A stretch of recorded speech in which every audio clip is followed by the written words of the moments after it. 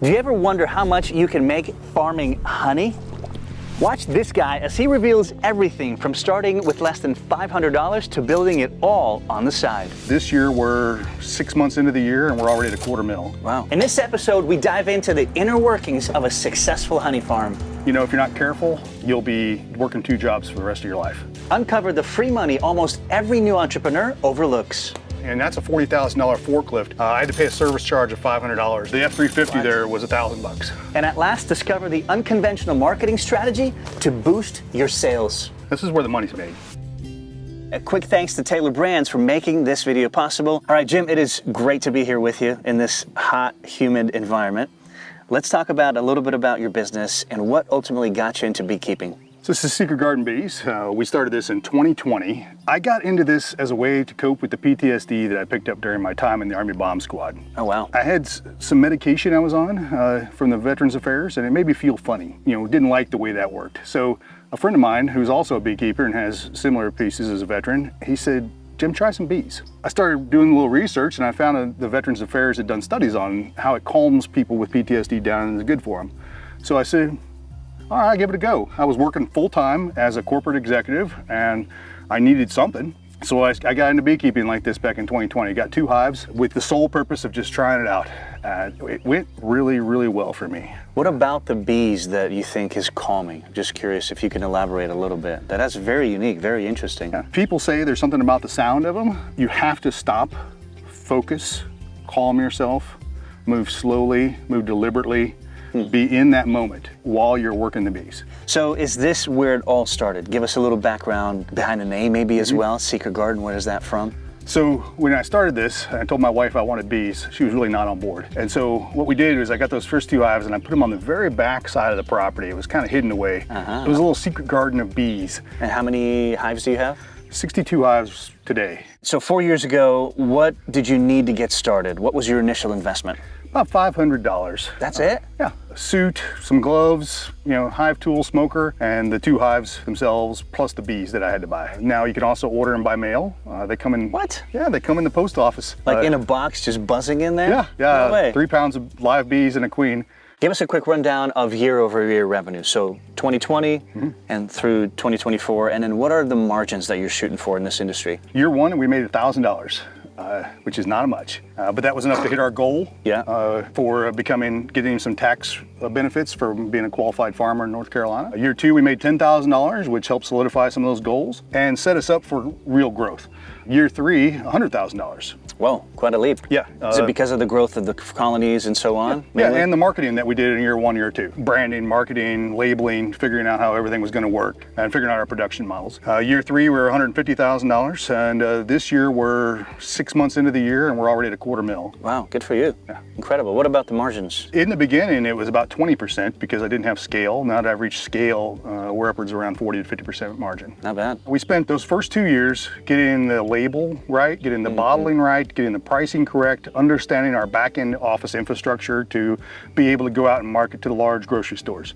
That was always the goal. The large grocery stores are where you're going to make your money in this business. That was the year that I was able to get into the fresh market grocery store and be able to begin expanding throughout them.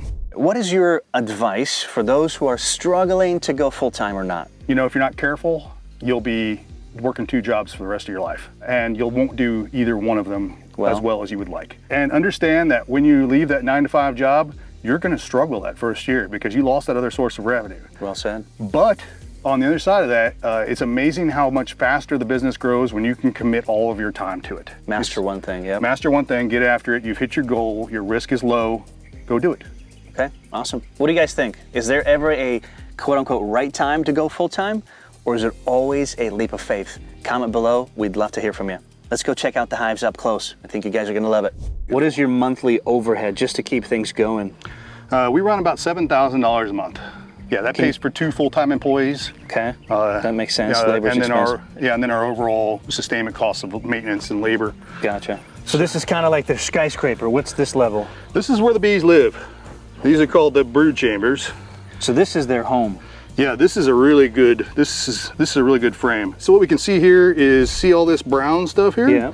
Those are capped brood, what we call. There's larvae in there that are going to become new bees. So that means the queen has laid an egg, and they're becoming larvae. And then all this around here is all honey, which they will use to feed those young bees. Let's talk about sourcing different bees. How many different types are there? How do we source them? What have you learned? You know, there are no native North American honeybees. They're all imports. So the ones that are used most commonly here in America are Italians. They're calm, they're gentle, you can see them here, and they make a lot of honey. What does it cost to buy a bulk of bees? It's about $150. Or you can buy what's called a nucleus of bees. What I've got here are some nukes or nucleuses. These are baby packages of bees. And what that'll come with is 5 of these in there with a queen and some honey and some larvae and everything ready to go, and you put it in your new hive, and that starts the hive a little stronger. Gotcha. All right, well, now that we've checked the bees, let's go and check out and show our audience kind of all the equipment that you need to operate a successful beekeeping company. So I'll follow you. Great. This bee's got me. I mean, it's a pretty simple setup here, but what does this all cost, Jim? We're running about $10,000 for the equipment that you see in front of you. One of these here, you know, you can pick these up for less than $500. You know, with one of these, a 5-gallon bucket and a simple filter, you can begin pulling your first honey crop. Can you give us a flow through of extraction? Unfortunately, we can't do it today because we're out of that season, right? But what does that look like? You put those frames in here? Yeah, so what happens is we will stack this entire area over here with those small honey supers. Then we'll take each individual one, pull those frames you saw out, come in here, and we have to uncap the honey. And then we'll take those frames, we put them in the extractor. This is just a spinner, and it spins the honey out. And does it fall at the bottom and then ooze out somewhere? Falls and runs out over here and goes into this piece of equipment here. What this is a honey sump. What's the purpose? So you're filtering anything you don't want in there? Yeah, you want to get rid of the wax that came out with it. You want to get rid of any random bees that happen to be in there when you were spitting. And then there's a pump that gets hooked to the back that hooks to that pump and then pumps it over into this 1,000-pound holding tank here. And from there, we use that tank to fill 5-gallon buckets for long-term storage. How often are you extracting on a yearly basis? Twice a year. We harvest once in the spring around the 1st of June, and then again in the fall around the 1st of October, depending on how the seasons are. So what do we call this officially, Jim? Well, this is a hive. This is what you need to build. You know, we've got the big ones here on the bottom, we call it their deeps. This is where the bees live, and then these small ones on top are mediums. We use these as honey supers, that's what it's called. This is where the money's made in the honey business. You know, each one of these will be filled with frames with drawn honeycomb in them, and the bees will fill those up with honey for us during the normal honey flow. These are the real heart of the operation. How much does a box cost to put it together? Around roughly $50. 50 bucks, okay. Yeah, with the frames. We'll buy pallets of these frames, ready assembled. That's what we use the forklift for. Because when you start unloading, 1,000 of these at a time, you need a forklift to get them off the truck and bring them in here. Quite heavy, and we'll go through 1,000 of those a year. So if you were to build one hive, Jim, in terms of output, what are we talking about? Did you measure per honey jar? Pounds? So one of these honey supers will do anywhere from 30 to 50 pounds during the flow. Per year or per harvest? Per year. Gotcha. So if I'm getting 50 pounds per super, a hive in a good year will produce 100 pounds, in a bad year 60, 65 pounds per hive. So if we're selling at an average of $20 a pound and you do that out, I mean, that's what, $1,000 a hive? Wow. So that's a good day. That is a good day. I'm sure any of the multi-million-dollar businesses, entrepreneurs, and founders that we've met over the years would agree that launching a successful venture isn't just about the big ideas. It's about having the right tools at your disposal to turn those ideas into reality. So if you're looking to give life to a business idea of your own, listen up, because we're about to make that daunting first step so much easier with the help of our friends at Taylor Brands. Taylor Brands is a business builder which gives you the tools to kickstart, expand, and manage your business venture. No more tangled webs of paperwork, legal fees, and bureaucratic roadblocks. With Taylor Brands' all-in-one business building platform, simply follow the guided prompts and check off all the little to-dos on your list before launching, all on one convenient site. From creating an LLC and EIN registration, setting up a business bank account, a suite of financial management tools, and much more. Getting your business off the ground has never been easier thanks to Taylor Brands. Don't let your big idea gather dust. Click the link below and receive a 35% discount on all LLC plans and turn your entrepreneurial dreams into a reality today. All right, literally rocking on rocking chairs. Let's do Blitz. Thank you guys for submitting your questions. Jim, first one, what's the most surprising thing you've learned about bees since starting your business? Each hive has a personality. They're all different. You can go from one hive to the next hive and they will be completely different in how they react to you and how they produce honey and do everything. That is cool. Okay, what's the best thing about being an entrepreneur? The ability to make my own decisions and make my own money versus making money for someone else. Well said. What's the worst thing about being an entrepreneur? Not having any money when you first get started. The irony, huh? And there's always more work to do versus, hey, the day is over and I'm going home. Good point. When was the last time a bee stung you? Twice this morning while we were doing this interview. So it's almost a daily thing. Yeah, it's a daily thing. Yeah. Okay. What's the best piece of advice you've received about running a beekeeping business? The best piece of advice for running a beekeeping business is in general to any business. And I keep coming back to this, it's risk management.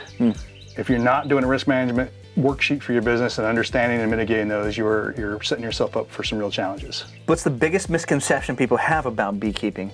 That you're gonna make a whole lot of money up front with not a lot of hives. You gotta hit scale. If you could collaborate with any brand or business, who would it be and why?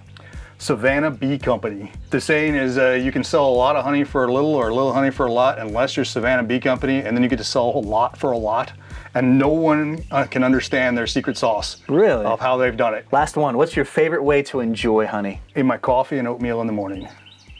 Nice. If you could go back and start everything all over, what would you do different? The major error I made in starting was I am a sole proprietor.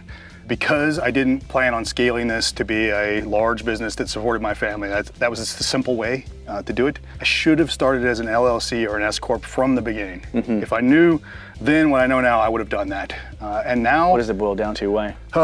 Liability, tax advantages, the ability to do certain other things with my assets would have made things so much simpler.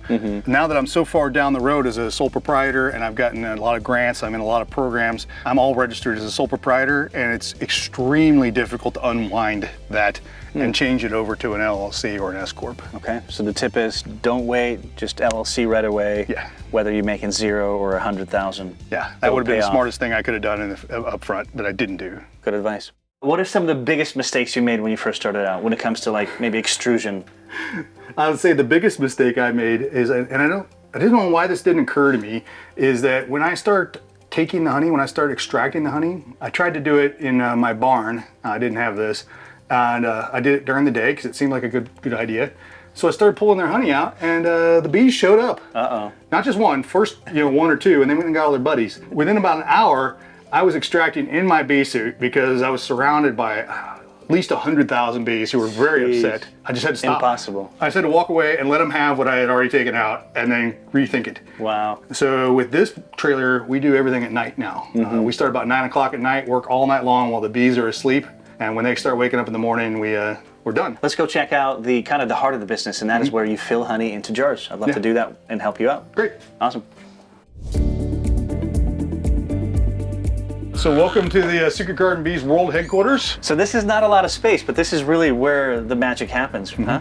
Yeah, this is the heart and soul of the operation. This is where we package the honey for shipment to go out to customers for sale. This facility is nowhere near adequate for what our requirements are, but we operate debt-free, and this is paid for. So maybe walk us through the machine first. Like, what are we looking at there? The fill master? Sure. So all these come in, they get labeled by hand, and then we set them out for filling. What we've got here is the most important equipment on the entire farm. This is the tanks and the filling machine here.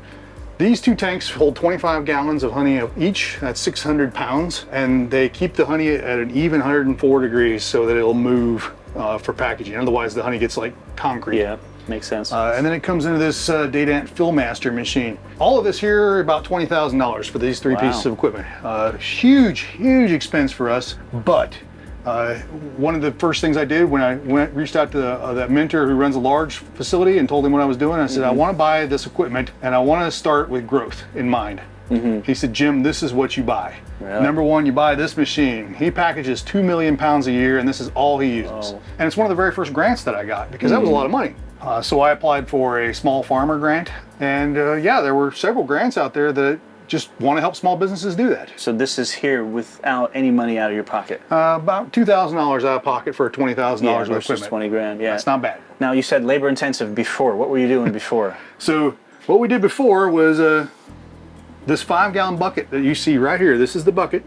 You would fill it with honey. So you had to pour from a 5-gallon bucket into a 5-gallon bucket. And then you take this little bottle, and I'm Yeah. guessing something comes out of here. Yeah, and we would open the honey gate Are you serious? and let the honey pour out of there into the bottle, and then get it absolutely perfect and close the gate, and then wipe up your mess. Wow. And how long did that take you to do back in the day? That's must be 60, 80 hours a week. Yeah, it was about 80 hours to do 1,000 pounds. Wow. Versus we can do 1,000 pounds in 8 hours now with this machine. Incredible.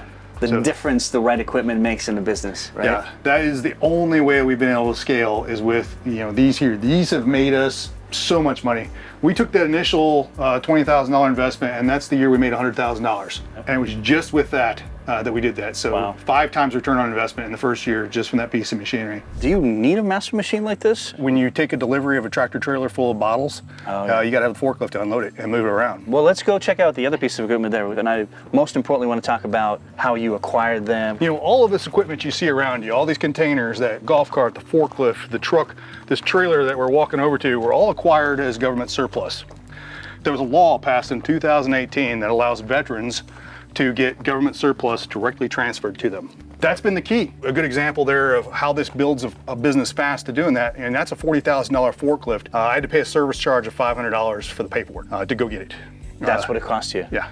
The F-350 there was $1,000. This trailer here, which we're using for our extraction trailer, you can see NASA right on the side from launch operations. I had to drive down to Cape Canaveral to get this thing from the launch area. You know, we picked it up for a couple $100, and that gives us an enclosed, wired, climate-controlled trailer that we can do our extraction in. So, you know, as a business owner who wants to grow and grow quickly, it's the equipment. That's where the expense comes in. Well, if you can cut that cost out and get stuff from the government, you should.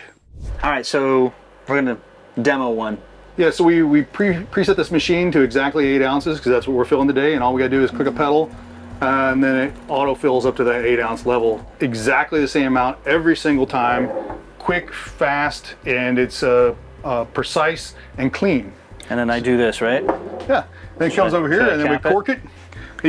We cork everything. These are corked directly from Portugal, where cork trees grow. Wow. So we ordered them from there to get a much better deal. That's awesome. Since we have these two samples here, what do you sell retail this bottle for and the 16 ounce for? What do you think? These little small ones will go anywhere from $10 to $14 depending on the store. The large ones will go anywhere from $20 to some stores sell them at $40. Wow, so you have a really premium product. We do. It goes all the way back to you can sell a lot of honey for a little or a little for a lot. What does it cost to make you one of these and like your costs? Remember we talked about that earlier?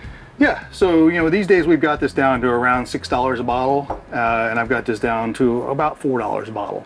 So what role does packaging play in attracting customers, right? Especially for a premium product. This package versus something else, you have a pretty simplistic approach, right? Talk to us about kind of your setup here and why it looks the way it does. So I intentionally targeted selling to upscale customers and upscale markets. And so to do that, you have to have a premium, well-placed product that looks good. Now we use a glass bottle that's corked and then shrink wrapped on top. That's labor intensive to put that together. And then the glass bottle itself is so much more expensive than just a plastic one. And then this design here, who helped you come up with that? And did it evolve over time, or you kind of just hit the nail on the head? Walk us through a little bit of that evolution. We took a little over 18 months to get this design. My wife worked with a graphics designer, trying it out on the bottles, trying it out on customers to see which ones they liked better. We settled on this right here. It's great to see that your product is in many local markets, which is awesome. How much percentage of sales is retail versus direct to consumer so far? You know, about 20-25% of our sales, tops, run those things. How do the margins differ when it comes to retail? We'll make about 30% more selling retail versus wholesale. Well, let's check out this store here. It's really cute. I know my wife would love it. How important is it to have a stand where people can show up, do it themselves, and be on their way? Surprisingly more than I thought. Talk to us about that. Why was it a hurdle for you? I just didn't think that people would come out here and use it. But it got to the point where I had more and more people coming to the farm, and I had to stop what I was doing to go help them. Right. And every time I stopped to doing what I was doing, it cost me money. Yeah. So I finally said, all right, let's build this out. And the response has been just really, really good. So it's a no-brainer. Yeah. Right? Yeah. Build it as fast as you can. How much did this cost you? Oh, I built this for under $1,000. Yeah. And it's generating $500 on average per week. So we're talking $2,000 a month. Right. Right. Pays itself Very quickly. Very quickly. Yeah. Like Jim, if you're looking to learn from the best active business owners out there, you need to check out the UpFlip Academy. It's an incredible resource that will help you start and scale any business. Check it out for yourself at upflip.com/academy. Thanks for bringing us over here, Jim. Everything Honey is here. Are you the only honey product here? We are proud to be partnered with them. They were one of our first retail sales customers. What was your biggest wholesaler order ever? Yeah, my biggest wholesale order was about $46,000. That came from when the Fresh Market grocery store decided to expand me from 60 stores to 170 stores. Wow. So that was a good day. Can you give us the backstory on how you got into the store to begin with?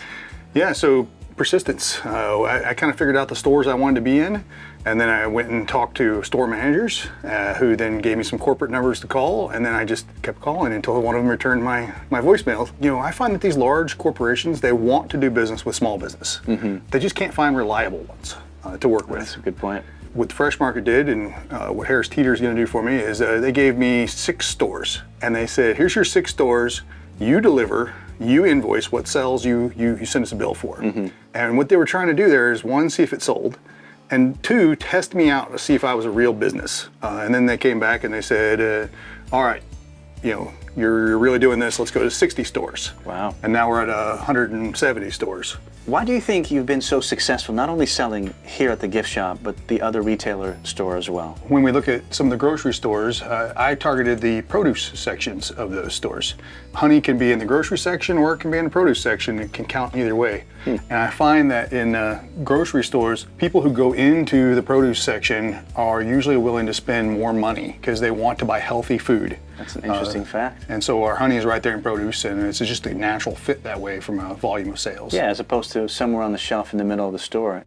So you've trained a lot of employees and apprentices. What kind of qualities do you look for specifically? I'm looking for someone that can take direction, can learn quickly, and then that I can give guidance to, and they'll go out and operate on their own. One of the things we've done here on this farm is this year I hired a agricultural apprentice as a veteran, disabled veteran.